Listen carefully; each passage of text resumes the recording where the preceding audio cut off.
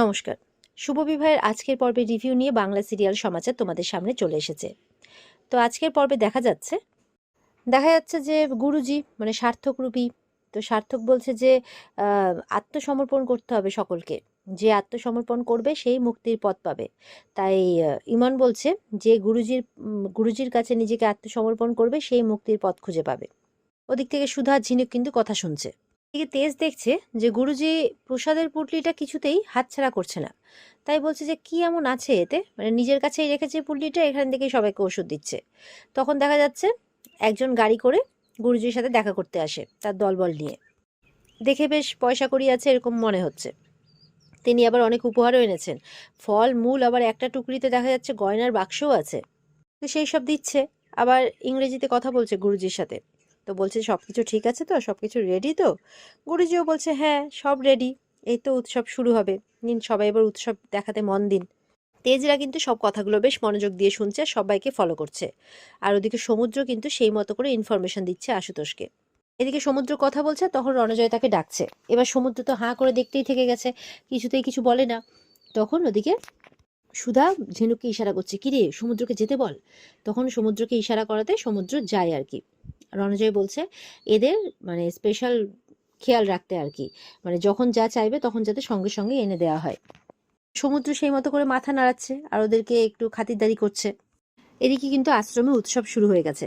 সব মহিলারা যারা আছে তারা নাচ করছে আর সবাই প্রোগ্রাম দেখছে।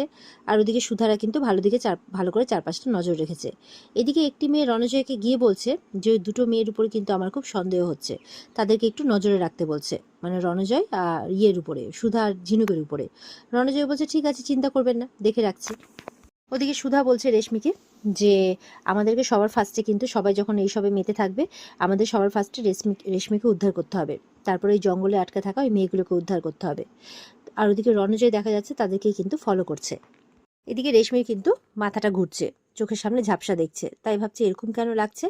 তখন মাথা ঘুরে পড়তে যাবে কি, একজন মহিলা মানে আশ্রমের মহিলা এসে তাকে ধরে, বলে কি হয়েছে রেশমি? বলছে আমার মাথাটা একটু ঘুরে আসছে। বলে আচ্ছা ঠিক আছে চলো তুমি ঘরে গিয়ে বিশ্রাম নেবে। আর ওদিকে সুধা দেখছে রেশমি হঠাৎ করে কোথায় চলে গেল, খুঁজে পাচ্ছে না। তখন ঝিনুককে বলছে তুই ওই দিকটা দেখ, আমি এদিকটাতে দেখছি। আর এদিকে মানে যেই লোক এসেছিল আর কি অনেকগুলো গিফট নিয়ে গুরুজির জন্য, তো তাকে এবার রণজয় অন্য জায়গায় একটা নিয়ে যাচ্ছে, অন্য ঘরে।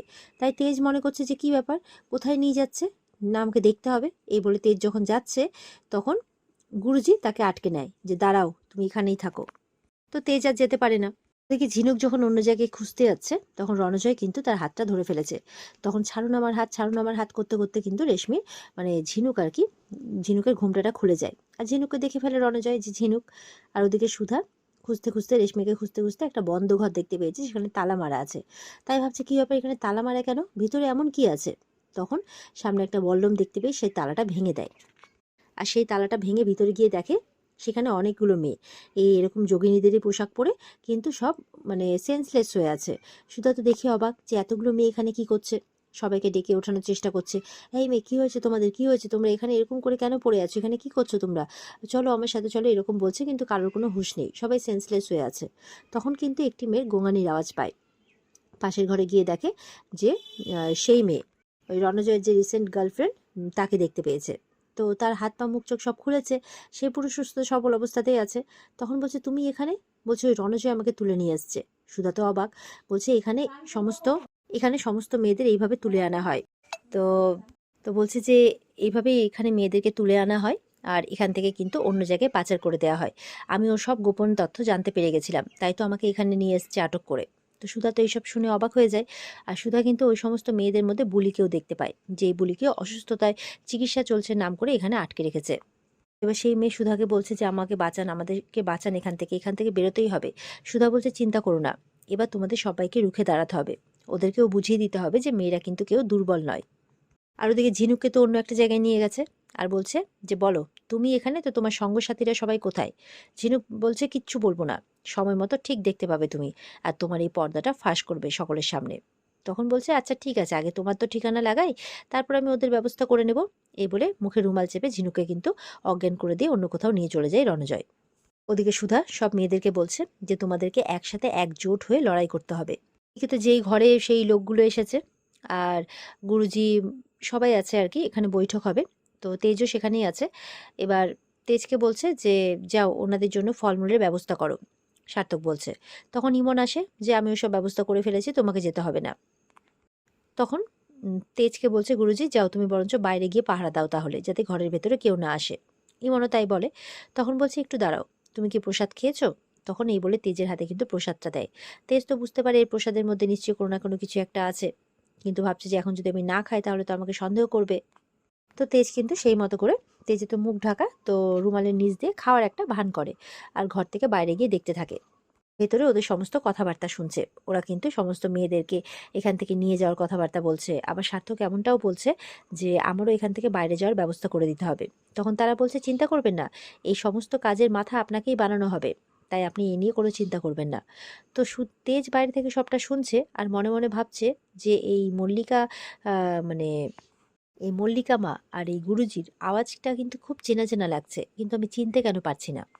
এদিকে সমুদ্র এসে কিন্তু তেজকে খবর দিচ্ছে যে বৌদি বা ঝিনুককে কাউকে কোথাও দেখেছিস? বলে না তো, আমি দেখিনি তো। বলছে ওদেরকে অনেকক্ষণ ধরে দেখতে পাওয়া যাচ্ছে না।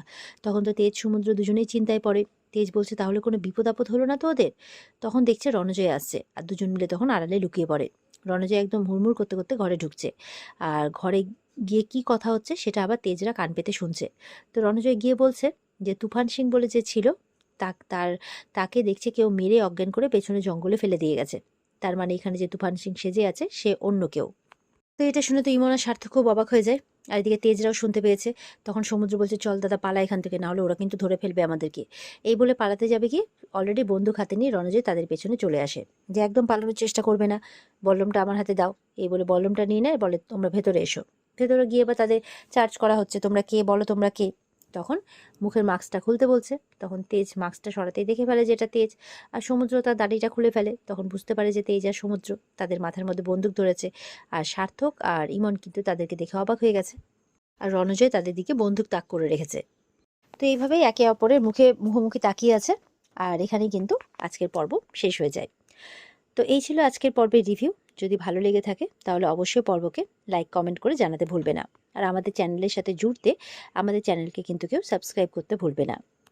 আর তোমাদের কাছে আবারও অনুরোধ যে আমাদের চ্যানেলের যেই সমস্ত সিরিয়ালের ধারাবাহিকের রিভিউগুলো দেওয়া হচ্ছে সেগুলো কিন্তু অবশ্যই তোমরা মন দিয়ে দেখবে।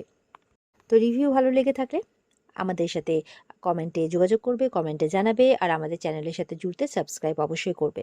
দেখা হচ্ছে তোমাদের সাথে আগামীকালকে নতুন পর্বের রিভিউ নিয়ে। ততক্ষণ সবাই খুব ভালো থাকবে। আজকের মতো এই পর্যন্তই। টাটা।